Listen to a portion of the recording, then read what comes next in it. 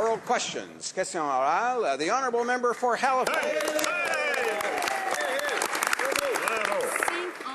Juges de la Cour suprême, 7 anciens ministres fédéraux, 4 anciens premiers ministres, dont un conservateur, sont tous inquiets des dangers que peut causer le projet de loi C-51. Ce projet de loi risque de porter atteinte à la protection du public et aux droits de la personne.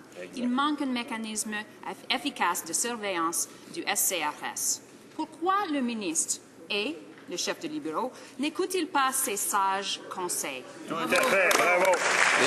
L'honorable ministre de la Justice. Well, Mr. Speaker, the reality is, I thank my friend from Halifax for the question. The reality is that there is, in fact, oversight.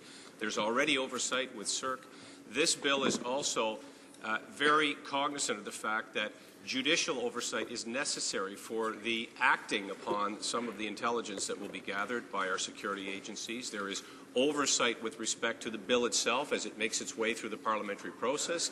There will be expert evidence heard, I'm sure, at committee, Mr. Speaker, and we look forward to the further participation in this important debate aimed specifically at addressing security needs in our country in this elevated environment. The honourable member for Halifax. Mr. Speaker, the minister should listen to the advice of these prime ministers and Supreme Court justices because they warn, quote, experience has shown that serious human rights abuses can occur in the name of maintaining national security. They recognize that our current oversight regime is wholly inadequate, and in fact, our oversight is so lacking that it's uniting Liberal and Conservative prime ministers. Why are Conservatives turning a deaf ear on such reasonable concerns? Honourable Minister of Justice. Well, I think that the one individual she's referencing kind of united with himself a long time ago, Mr. Speaker. Oversight with respect to judges is something that I think all members present would be quick to embrace. The fact that these extraordinary powers, though they might be, are necessary in the current threat environment.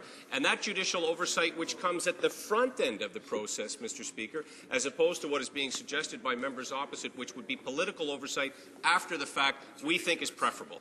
Member for Halifax. So in short, the minister is dismissing reasonable concerns for no reason at all.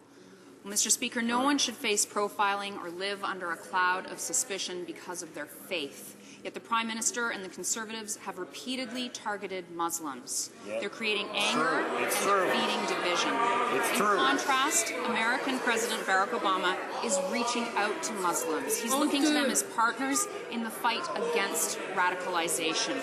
Will the Prime Minister apologize for his offensive comments towards Muslim Canadians?